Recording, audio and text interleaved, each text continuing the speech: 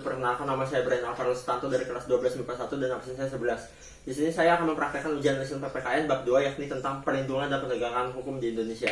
Nah, apa sih penegakan dan perlindungan hukum di Indonesia? Nah, penegakan hukum adalah upaya untuk menegakkan hukum untuk memberikan perlindungan hukum kepada masyarakat. Sedangkan perlindungan hukum adalah upaya untuk melindungi masyarakat dalam hukum-hukum atau norma-norma yang berlaku di suatu daerah tertentu.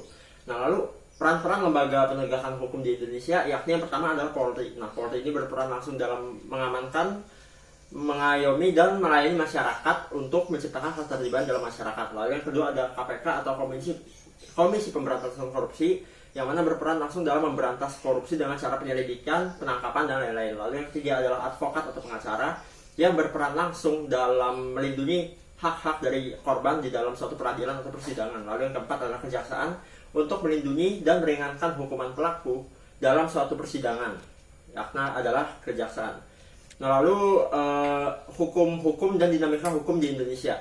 Nah, hukum-hukuman di Indonesia ini dibagi menjadi dua, ini hukum pokok dan hukum tambahan. Hukum pokok di Indonesia yang satu adalah hukuman penjara dan hukuman mati.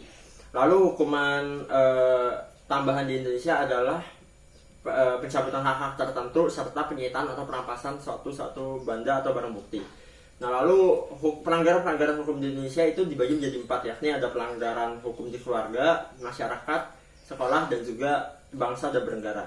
Pelanggaran di keluarga adalah membantu orang tua, lalu pelanggaran di sekolah adalah mencoret-coret fasilitas sekolah, pelanggaran di masyarakat adalah merusak fasilitas umum, dan yang keempat, pelanggaran dalam berbangsa dan bernegara adalah tidak memiliki SIM dalam berkendara. Lalu salah satu tindak untuk tidak menyimpang hukum di keluarga yang pertama adalah menuruti perintah orang tua, lalu yang di sekolah adalah belajar dengan tekun serta tidak membuli, yang ketiga di masyarakat adalah membantu atau berpartisipasi dalam kegiatan ronda malam, lalu yang keempat berbangsa dan bernegara adalah menaati rambu-rambu lalu lintas dan juga memiliki KTP.